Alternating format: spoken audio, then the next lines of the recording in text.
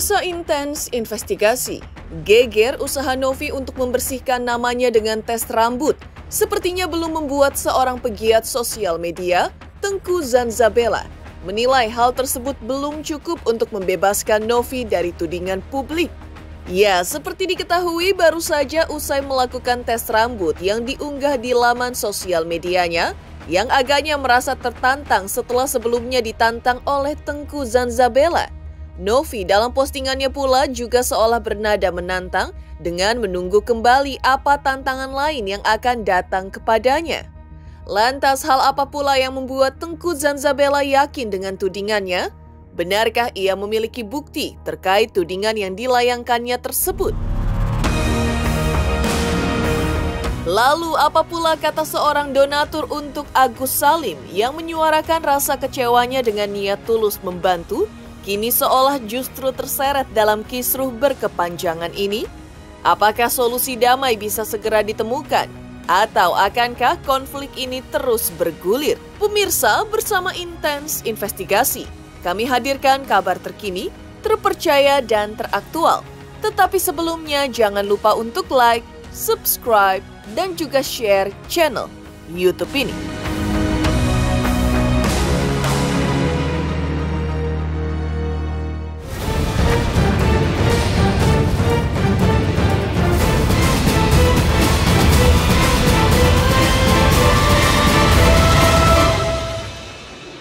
Kalau lu tes urin saja itu tidak cukup, coba tes rambut.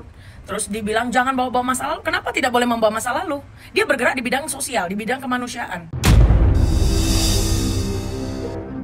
Seperti itulah kiranya tantangan Tengku Zanzabela yang menantang Novi untuk melakukan tes rambut untuk membuktikan dirinya tidak seperti kabar yang tengah ramai diperbincangkan. Ya, seolah langsung dibayar lunas oleh Novi yang langsung melakukan tes tersebut di hari Senin 29 Oktober 2024 kemarin dan bahkan dituliskannya dengan bernada menantang, seolah menunggu kembali apa tantangan lain yang akan datang kepadanya. Tes rambut yang dilakukan Novi ternyata tak lantas membuat Tengku Zanzabela juga langsung saja bergeming. Terbukti dalam wawancaranya bersama tim Intens Investigasi kemarin, ia masih mengungkap fakta yang kembali mengejutkan, di antaranya memiliki bukti terkait tudingannya tersebut. Beruntung upaya Novi pun tak sepenuhnya gagal total, karena ia masih mendapatkan dukungan dari sahabatnya Yolo Ine yang mengungkapkan perasaannya dan bahkan yakin jika Novi yang dikenalnya telah mengelola dana donasi dengan tepat dan bertanggung jawab penuh atas uang yang terkumpul.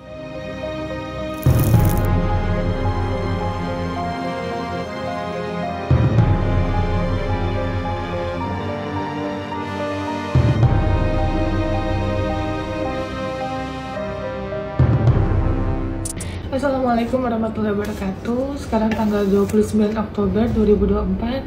Saya sudah melakukan tes. Ini rambut saya sudah diambil 2 kali. Jadi nanti kita tinggal tunggu hasilnya. Bismillah, terima kasih. Area sini ya. Enggak apa-apa, Kak. Nanti kita tunggu lagi. Iya. Maaf ya.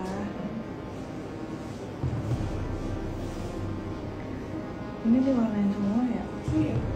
Sensual Kak.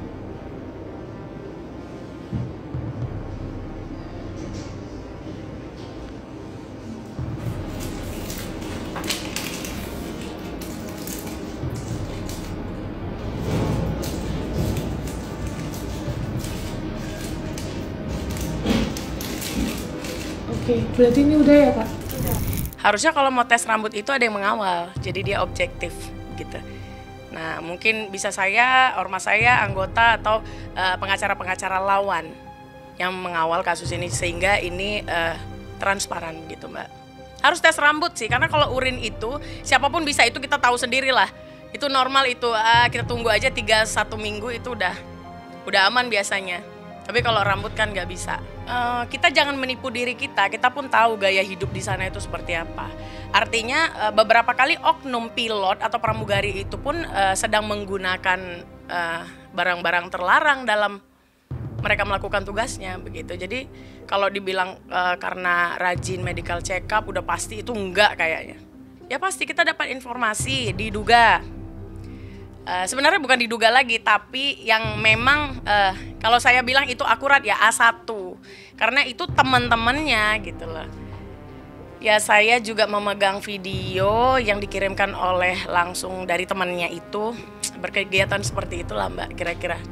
Jadi barusan ini Teh Novi itu ada menghubungi aku dan dia menanyakan tentang seseorang yang dia nggak pernah kenal sebelumnya, terus tiba-tiba ngejudge Teh Novi ini itu ya. Nah kurang lebih inilah potongan-potongan story perempuan itu. Untuk Teh Novi ya, mantan leci nggak usah diladenin Teh, bener. So kepinteran lagi, maksud gue kalau misalnya bidangnya udah dileci, udah leci aja. Mbak Leci ada baiknya nggak usah utak-atik urusan si Agus deh, beneran ya. Fokus aja sama Blue Angels Jayapura, fokus aja sama eksekutif Bali, plosan kan. Buat Teh Novi semangat, saya tahu perjuangan Teh Novi untuk si Agus ini bagaimana ya dari awal. Dan saya ini salah satu orang yang posting untuk menggalang dana open donasinya si Agus ini. Dan saya tahu seorang Pratiwi Novianti kalau udah ngebantu orang tuh kayak gimana. Kalau kalian bilang, alah ngebantuin orang harus dikontenin. Semua yang muncul di YouTube-nya Teh Novi, semua yang tayang, itu berdasarkan persetujuan dengan orang yang ada di konten. Kalau misalnya kalian bilang, alah makan duit dari konten, lah namanya YouTuber. Tapi yang jelas saya bisa pastikan Teh Novi tidak makan uang donasi. Dia mungkin bisa dapat banyak dari konten-konten YouTube, tapi tidak sepeser pun dia ambil uang dari donasi untuk kepentingan pribadinya. Yang jelas Novi itu amanah. Jadi semua yang kalian sumbangkan itu nyampe ke orang yang dituju. Itu yang penting.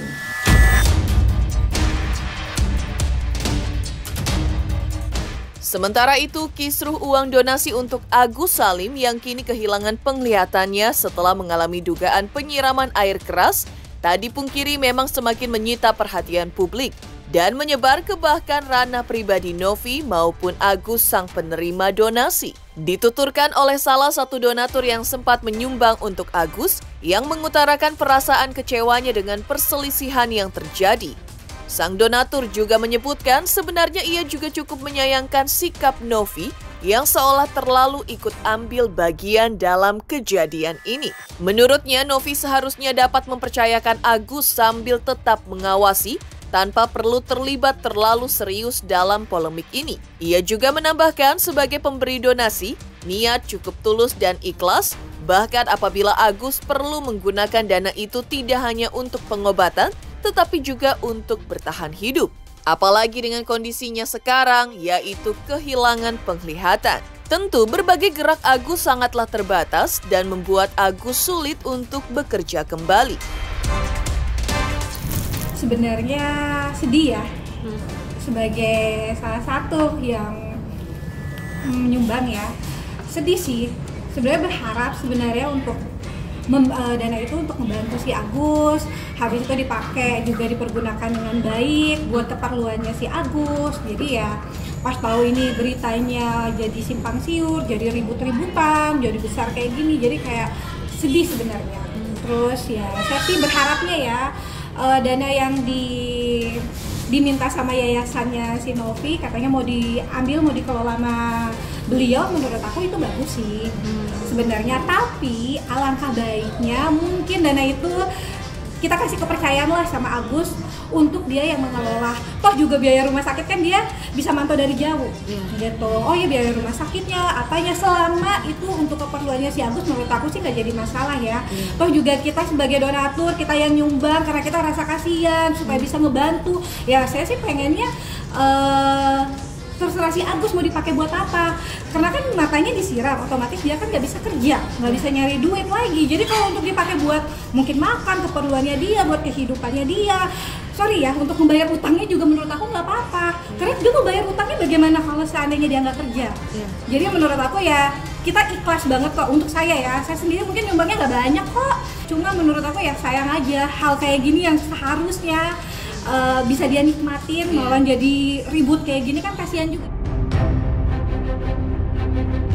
Sementara itu yang juga cukup menghebohkan dari perseteruan antara Farhad Abbas, kuasa hukum Agus Salim dan Novi Pratiwi, tentu adalah pernyataan pihak Novi yang menegaskan agar Farhad hanya bertindak sebagai pendamping hukum tanpa mencampuri urusan kesehatan Agus. Merespon pernyataan ini, Farhad Abbas pun menegaskan jika dirinya berdiri sebagai kuasa hukum sudah berdiri di posisi yang tepat dalam perkara ini. Apalagi menurutnya ia pun sudah memperkarakan Novi ke pihak kepolisian sehingga tidak ada lagi alasan untuk kembali bergantung pada bantuan atau pendampingan Yayasan Novi. Farhad pun juga memberikan solusi tegas yang menurutnya lebih adil, yaitu Novi seharusnya mengembalikan uang donasi sepenuhnya kepada Agus sehingga Agus bisa mengelolanya sesuai kebutuhan.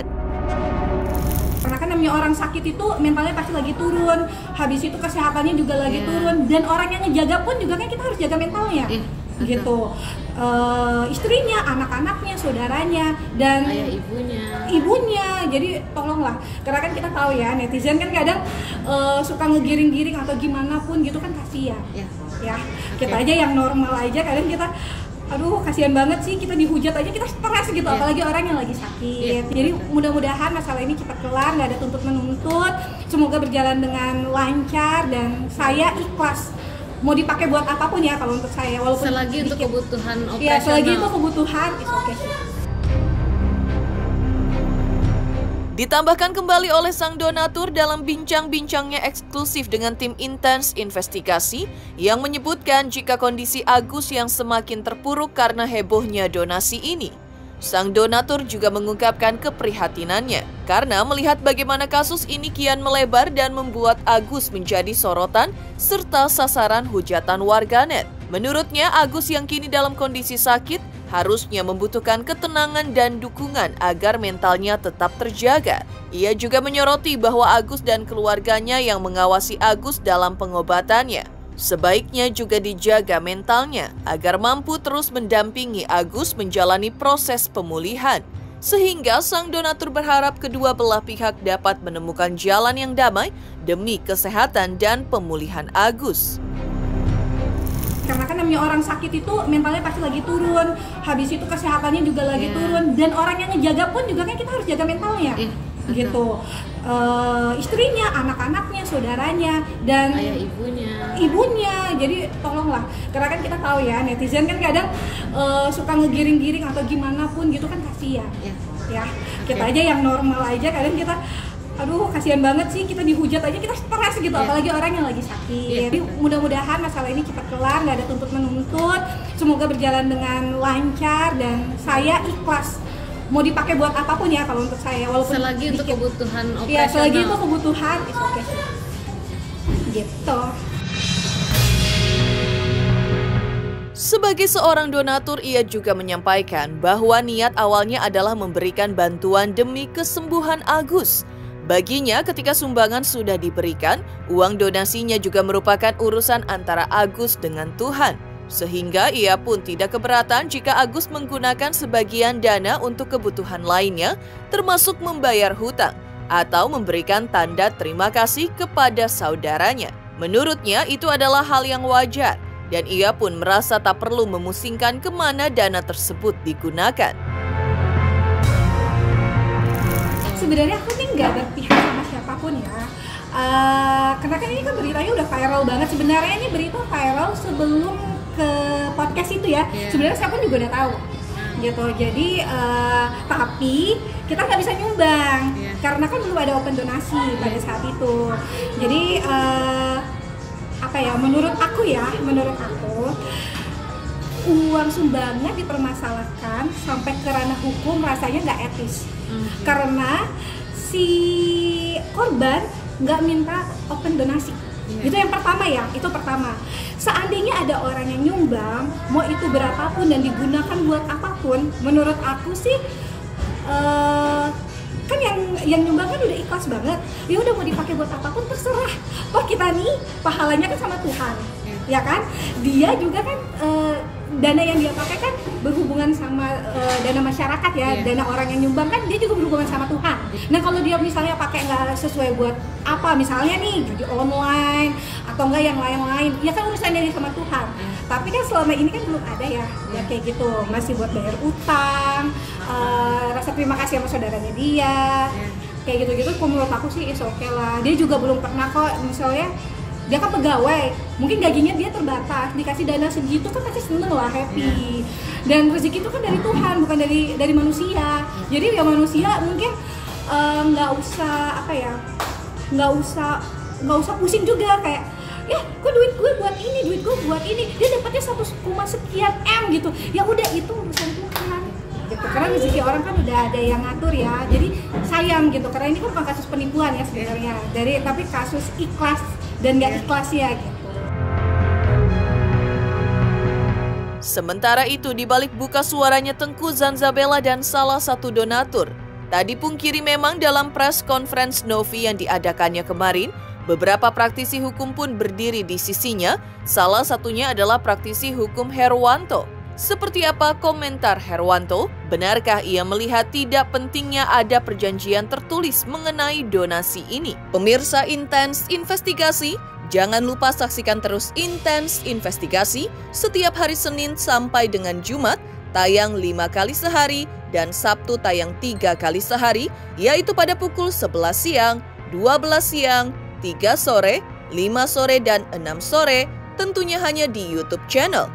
Dan pastikan jangan lupa untuk like, subscribe, share, dan juga komen channel Intens Investigasi. Selamat untuk Intens Investigasi karena sudah mencapai 3 juta subscribers di YouTube. Sukses selalu and all the best!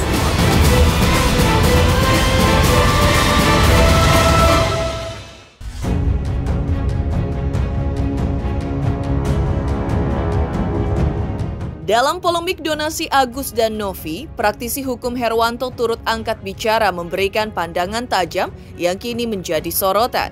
Menurut Herwanto, konflik yang terjadi sebenarnya tak perlu sampai pada perjanjian tertulis. Ia menyebut polemik ini lebih terkait soal etika dan moral yang membuat masyarakat bertanya-tanya soal kepercayaan dan transparansi. Jika donasi sudah terkumpul, maka penggunaannya seharusnya transparan untuk tujuan awalnya. Kalau kita bicara secara tertulis, tentu tidak ada ya. Tetapi ya, yang namanya yayasan, kegiatan sosial, kemanusiaan, itu sebenarnya tidak perlu lagi kita katakan. Sama aja umpamanya kita pergi ke rumah sakit. Apakah kamu mau datang ke rumah sakit mau berobat? Ya. Masa kita mau rumah sakit mau potong rambut? Ya kan nggak mungkin dong. Nah, atau umpamanya ketika kita dibantu sama yayasan, ya, untuk apa uang itu? Apalagi kan video itu ya sudah menunjukkan, ya video sudah menunjukkan ya sama lah ketika Agus ngomong Agus sedih banget, itu kan pada saat itu dia akan memohon bantuan. Kenapa? Terkait dengan pengobatan matanya. Dan juga ada juga kalau katanya kalau saya pakai gunakan BPJS ya pelayanannya seperti ini, ya pengennya cepat. Nah makanya diupayakan biar tidak menggunakan BPJS dan biar cepat ya, pakai umum. Nah caranya seperti apa? Ini perlu donasi. Ini kan awal-awalnya seperti itu nih. Gini, kalau menurut saya secara hukum ada perjanjian tertulis, ada perjanjian tidak tertulis. Contohnya gini, kenapa banyak orang membahas masalah etika, masalah moral, masalah kemanusiaan, ya? Kenapa itu dibahas? Padahal di moral nggak ada loh perjanjian. Moral itu tidak ada perjanjian, etika tidak ada perjanjian, kemanusiaan tidak ada perjanjian. Tapi kenapa ketika orang bilang gini, ada orang tabrak mobil, jatuh, kita nggak bantu, boleh nggak? Boleh, tapi secara kemanusiaan kita salah. Apakah ada perjanjian tertulis bahwa kalau seandainya ada orang kecelakaan kita wajib bantu? Nggak ada tertulis. Tetapi secara moral dan etika, kemanusiaan itu diatur dari dalam diri kita. Ya, jadi undang-undang itu yang mengatur dan memaksa kita dari luar. Ya, dengan sengaja barang siapa dengan sengaja begini-begini itu undang-undang. Tetapi kalau bicara etika itu yang mengatur dari dalam, dari hati kita. Kalau seandainya ada orang datang ke rumah kita, kita memiliki uang, orang minta bantuan, secara etika kalau kita punya uang kita bantu, secara moral kita bantu, secara kemanusiaan kita bantu. Apakah ada perjanjian di situ? Nggak ada. Nah, jadi harus dipahami juga bahwa tidak harus ada perjanjian. Ya. Ketika memang ada suatu budaya, ada suatu adat istiadat yang memang diakui di suatu wilayah itu, maka itu sudah wajib diikuti. Ya, contohnya di Bali ada ketika nyepi ada begitu, nggak ada perjanjian, tidak ada perjanjian kalau nyepi wajib masih nggak ada, tapi diakui di suatu wilayah. Nah ini yang harus dipahami oleh Agus ya dan keluarganya dan orang sekitarnya. Tidak perlu perjanjian, tetapi ya ada peraturan di suatu wilayah, daerah dan suatu negara yang tidak tertulis namun harus ditaati. Lebih lanjut terkait dana yang sudah masuk ke rekening Agus dan yayasan, Herwanto menilai uang tersebut memang tidak serta-merta bisa dianggap sepenuhnya milik Agus. Sebab saat penggalangan dana, kedua rekening itu sudah dicantumkan untuk satu tujuan yang sama, mendukung biaya pengobatan Agus, bukan untuk penggunaan lain. Dengan demikian, dana tersebut tetap harus digunakan untuk tujuan medis sebagaimana diniatkan oleh para donatur. Dalam kasus ini, Herwanto berpendapat bahwa baik Agus maupun Novi seharusnya tetap menjunjung tinggi kepercayaan publik dan memastikan dana donasi digunakan sesuai dengan konteks yang ada. Kemarin juga saya sudah mendengar penjelasan dari Novi kan, waktu dia ngontak Denny Sumargo kan minta rekeningnya yayasan, tetapi dari Agus dan keluarganya minta rekening dia dimasukin. Nah akhirnya dimasukinlah dua rekening kan. Nah tetapi di sini sebenarnya bukan permasalahan ini masuk rekening Agus jadi milik Agus. Kalau masuk rekening, nah sekarang pertanyaan kalau masuk rekening yayasan memang milik yayasan, milik Agus kan untuk ini apa? Untuk pengobatan kan. Jadi kedua rekening itu hanya pilihan, boleh di sini, boleh di sini, tetapi kegunaannya tidak ada perbedaan. Masuk rekening yayasan penggunaannya untuk pengobatan, masuk rekening Agus penggunaannya untuk pengobatan. Bukan berarti ini kan masuk rekening Agus. Ya jadi digunakan untuk sesukanya Agus. Kalau masuk rekening yayasan digunakan untuk Agus. Bukan begitu. Jadi gini ya, kita jangan mempolitisir hal yang sudah sepatutnya dilaksanakan. Ya. Kalau kita ini mau mempolitisir masalah undang-undang dan lain sebagainya, bisa, semua bisa. Nggak cocok pakai ini, pakai alasan ini. Nggak cocok pasal ini, pakai pasal ini. Tetapi sekali lagi, ya, kita harus membangun kepercayaan berdasarkan kejujuran. Seluruh Indonesia ini sudah tahu bahwa uang donasi ini digunakan untuk apa. Sekarang seharusnya Agus gini ya, menurut saya Agus dan keluarganya ini, ya termasuk pengacara juga harusnya introspeksi dan ya bisa menempatkan diri sesuai porsinya. Kalau seandainya hitungan beberapa dalam waktu yang singkat Agus bisa mendapatkan donasi 1,5 miliar, Agus harus tahu dan paham ya bahwa simpati masyarakat yang mendonasi ini luar biasa besar. Sekarang kenapa simpati masyarakat luar biasa tidak berbalik 180 derajat? Sampai sekarang yang kalimat-kalimat Agus sedih banget itu sudah dijadikan canda-candaan. Harusnya Agus dan keluarganya ini bisa introspeksi. Kenapa berbalik 180 derajat? Yang tadinya orang bersimpati sama dia, yang dalam hitungan waktu yang tidak terlalu lama terkumpul uang sampai 1 miliar lebih. Sekarang ya dalam kondisi Agus seperti itu, yang kata Farhan selalu mengatakan ini melawan orang buta, ini melawan orang buta, benar. Tapi permasalahannya kenapa sampai orang buta ini justru diserang? Harusnya bisa introspeksi diri. Demikian pemirsa kabar terkini, terpercaya dan teraktual yang kami hadirkan hari ini. Saksikan terus Intens Investigasi setiap hari Senin sampai dengan Jumat, tayang 5 kali sehari, pada Sabtu tayang 3 kali sehari, yaitu pada pukul 11 siang, 12 siang, 3 sore, 5 sore, dan 6 sore tentunya hanya di YouTube channel. Dan pastikan jangan lupa untuk like, subscribe, share, dan juga komen channel Intens Investigasi.